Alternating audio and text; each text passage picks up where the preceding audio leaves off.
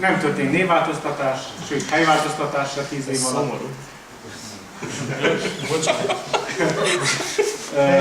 Lugosra kerültem, míg abban az évben megnősültem. Akkor mennyasszonyommal, Erikával együtt végeztünk egy évben, ő a vallás angol szakon végzett, segédlelkészként kerültem oda.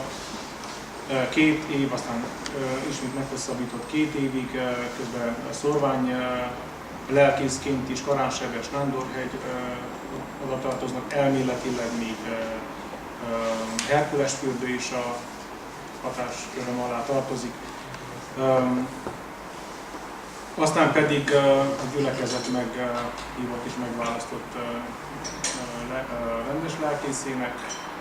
2 gyermekünk van, 2 gyermeknek örvendünk, mind a 2 már iskolás, 0. osztályos a kisebbik, és 1. osztályos a nagyobbik, a Dávid és Tamás a kisebbik.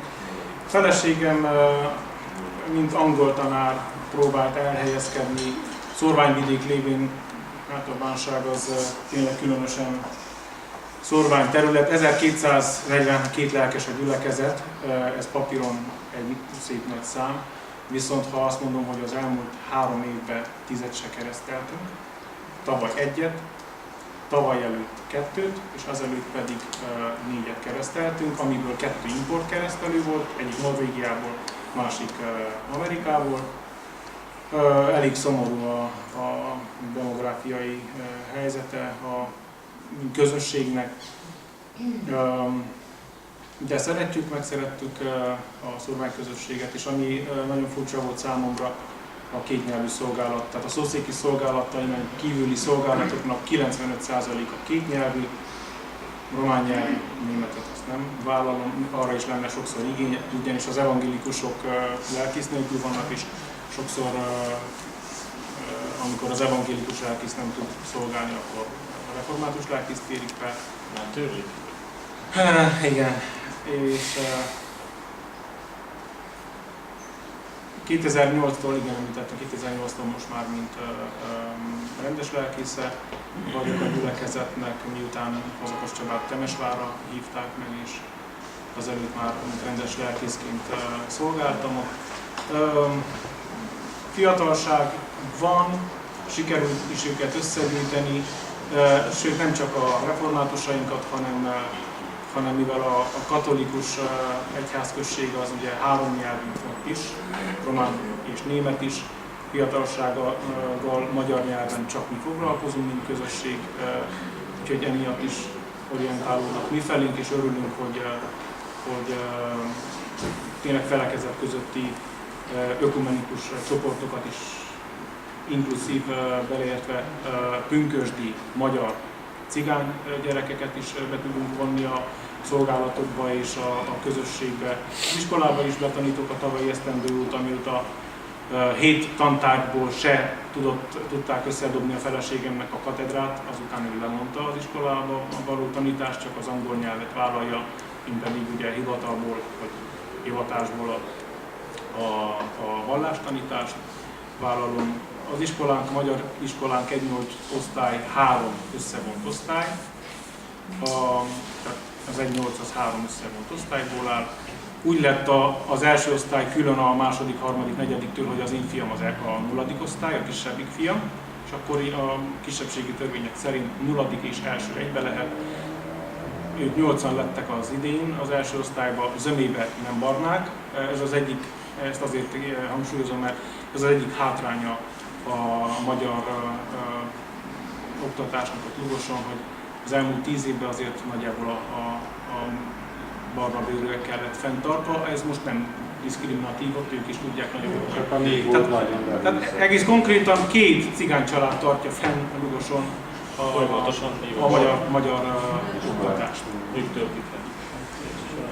Tehát elég elszomorító a jövőképünk, viszont reménységünk az van, és a tavalyi mélyrepülés után az idén már holnap például már a 3. keresztelő lesz, és még a fél év nem telt el, és még 3 keresztelő már kilátásban van. Tehát ezek olyan dolgok, amik egy 1200 lelkes gyülekezetben nagyon elkeserítő, hogy egyszerűen ilyen kevesen esküdnek, a fiataljaink azok külföldre orientálódnak, és nem tudom azt mondani, hogy maradjon itthon.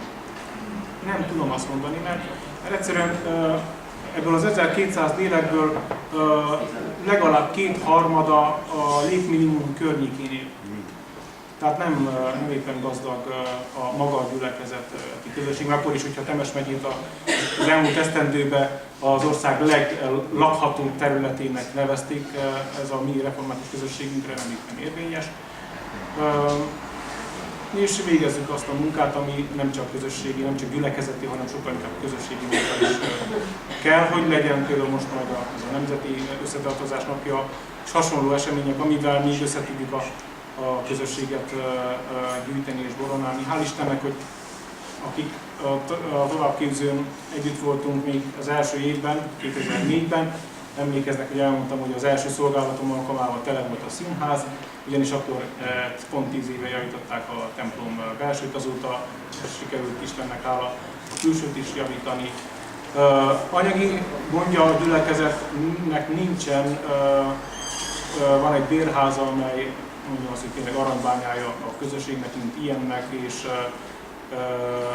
ezt viszont olyan szinten is szeretnénk kihasználni, hogy például a környező kisebb gyülekezeteket évente azért milyen kisegyházi segéllyel szoktunk támogatni, hogy főleg gondban lévő helyzetekben, időszakokban. A felesége most jelen pillanatban ő lett a titkárnő, miután az iskolában sajnos, hogy 7 tantár volt, tehát nem tudtok katedrát biztosítani neki, akkor ez a megoldás adódott az ő helyzetére. 2 gyermekünk van, ahogy említettem, a harmadik az terv szerint 2 leány lesz. Terv szerint. Egyszer. Aztán majd az Úristen majd eldönt. Elcsedik. Köszöntök szeretettel mindenkit, örülök, hogy 10 esztendő távlatából ismét találkozhatunk. 2003. szeptemberében Nagybánya Óvárosba kezdtem a segédlelkészséget. 1 év és 4 hónapon keresztül voltam Nagybánya Óváros segédlelkész. Rengeteget szolgáltam, sok mindent láttam, sok mindent hallottam, mint általában nagy gyülekezetekben. 2005. január 1-től kerültem ki Misztótfaluba. Hát igen, siralmas helyzetben volt Misztótfalu, mindenki menekült onnan, esett az eső a templomba, és hát ez volt a legnagyobb gond, amikor kikerültem, hogy valahogy meg kellene oldani a helyzetet. Aztán 1 esztendővel később sikerült újrafedni a templomot és megerősíteni a szerkezetet is. A Misztótfalu napjainkban 180 lelkes, hogy hallottam Ákostól is, nagy román közösségben van, hiszen 5000 lelkes Misztótfalu napjainkban éli a virágkorát, román szemszögből, hiszen városán nyilvánították 2004-ben. Rendkívül sok a gyülekezeti alkalom, tehát különböző rendezvények. 2010-ben 360 éve volt, hogy született Kis Miklós, illetve 320 éves házasságot kötött. 11-ben 20 esztendős volt a gyűjteményünk, 12-ben 310 éve volt, hogy meghalt, illetve 10 esztendőre rehabilitálták, stb. És nagyon jól érezzük magunkat Misztótfaluban. Úgy érzem, hogy Nagybányától 10 kilométerre. Azt majd meglátjuk. Nagyon jól érezzük. Csodát. Igen, van egy feleségem 2005-től, és van 2 gyermekem. Dorottya lányunk 5,5 éves, és a kisfiam 1 éves 8 hónapos. Áron. Isten édes. Köszönöm szépen. Lehetsz püspök is van, de azon, hogy püspök legyen egy feleségű, legyen feltétel van. Rossz egy születtem. 2003-ban, amikor végeztünk a kiskopit, tettük, és a kinevezést kaptunk egy 60 és 80 lélek közötti lélekszámú gyülekezetben. Hát olyan állapotokat éltem meg, mint amiről beszélt Tünde is, meg Ákostól is hallottam, hogy bizony vannak a szobában nehéz időszakok. Na, hát ez egy olyan nehéz időszak volt, ahol a templom be volt nőve a lazsnával, az ablakon nem látszott ki a nagy asztal.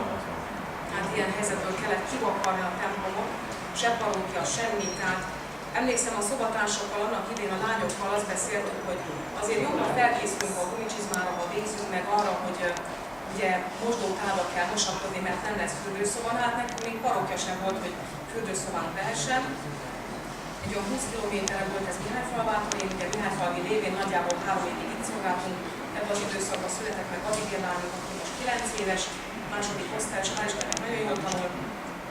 Ezután a 3 év után az Isten ezt a dolgot úgymond lezárta, és egy új nyitás kezdődött. 2006-ban a Nagykároly Egyház megyében kezdtük el a szolgálatot, és ebből 2 anyaegyházat kaptam. Illetve úgy kaptunk, hogy természetesen a férjem ő kántorként szolgált, közben mezőgazdaságba fogott át, minden gépparkunk, mindenünk, ami csak kell, megvan a mezőgazdasághoz, ez neki mindig nagy álma, hazról is ezt hozta, ugye, mint tehetséget és áldást, tudást. A kántori szolgálat mellett, amit ugye szintén nagy lelkismerettel végzett és végez most is. És Körös Pele, hát ez az a helyzet volt, amit itt valamelyik mondott, hogy fú fiúk, hogyha valaki oda kikerül, mi is lesz abból. Hát az egyik az egy ilyen helyzet volt, mert a Pele gyülekezet egy totál alkoholista gyülekezet. És emlékszem, hogy negyedéves koromban azt mondjuk, hogy júj fiúk, aki oda kikerül, mi lesz azzal. És hát történetesen nekünk kellett oda kerülni és a mellette levő Körösre. A 2 anyaegyházhoz még tartozott egy-egy szorvány, tehát az azt jelenti, hogy volt olyan vasárnapunk, hogy 4 helyen kellett szolgálni és vacsorát osztani. Ez nagyjából egy 600 lelkes körzet volt már. 5 évig itt voltunk, közben Áron fiunk ő megszületett, ő most 3 éves, kis csoportos, nagyon aktív, sokszor meggyőzzük az iramot vele. Aztán 2011 nyarán meghívást kaptunk a hazai szülővároson melletti községbe, Érsemjénbe, most ott szolgálunk mind a ketten. Mondhatom azt, hogy igyekszünk ezt a szolgálatot nagyon nagy alázattal és komoly felelősségtudattal végezni, mert nem kis feladat. Ha azt mondom, hogy Gencs 2-ként emlegették ezt a gyülekezetet, annak idején a lelkész és a gyülekezet közötti problémák miatt, akkor szerintem sokaknak bejött, hogy melyik községről is van szó. Az Isten ezt a feladatot adta, azóta is igyekszünk ennek megfelelni, közel most már 2 éve vagyunk ott. Hál' Istennek lecsitult teljesen a gyülekezetben az a probléma, ami egymásnak feszülőben volt. Nagyon nagy község, nagy gyülekezet, 1160 lélekkel vettem át, most nagyjából 1118 a lélek, akiket számon tartunk. Ez megint egy olyan helyzet, mint Zolinál van, hogy szép ez a szám, de néhány év múlva ugye nem feltétlenül én kell ott legyek, hanem a mindenkori lelkész nem fogja mindig ezt a nagy örömöt megtapasztalni, hogy ilyen szép lélekszámból beszélhessen, mert sajnos nem keresztelünk annyit, mint amennyit temetünk. Amúgy fiatal gyülekezet, tehát nem egy kiöregedőben levő gyülekezet, hál' Istennek ifjúsági munkát lehet végezni, állandóan furunk, faragunk, most például a gyülekezeti háznak van mindenestől lehajtálva a teteje oldala, most már mindene. Úgyhogy na hát így vagyunk. A férjem kórus szervezett össze, ifjúsági munkával nyakig vagyunk, tehát zajlik az életünk. Magyarában egy van. Bocskai valami. Nem válaszol. Almásvállalomban szolgál. Az hol van? Almásvállalom, Apanagyfalu mellett van, az hol van? Az hol van? Medlen mellett, az hol van? Vesztrec és Dés között, az hol van? Az most már nyilván. Gyars és Kolozsvár között. Bocskai Almásvállalomban szolgál, úgy tudom, egy olyan 270-285-ös gyülekezetben. Van egy darab felesége és egy darab fia, akit Mátyásnak hívnak, 1 éves és 2-3 hónapos. Volt Bukarestben segédlelkész? Volt Bukarestben segédlelkész 2 évig talán. Az egy szomorú korszak volt. Szerette? Nem volt igaz? Akkor nem ugyanazzal az emberrel beszéltünk, nem hiszem. Nekem azt Szóval meggyőződésem, hogy szerette a szolgálatot, de nagyon most a körül. Persze, hát, de amúgy nagyon... Az életkörülményei azok szerintem katasztrofálisak. De ezt lehet, hogy elmondom. metróval. Amúgy a Bocskait, amíg Bukarestben volt, majdnem minden tévécsatornán lehetett látni hetente egyszer, vagy így fel. Igen. Igen, akkor, amikor valahol nyilatkozni kellett, akkor a principális mondta, ennyi. Hát principálisa volt Zsolt Béla. Miért volt? Hát nem most már Nem, most már a vonásmálomban van. Nem, de... Igen. Ott De viszont ott ismerte meg a feleség. Bukarestben. Ez olyan, hogy a Monostorról felhívjuk két lány, hogy mennek Bukarestbe vízumra.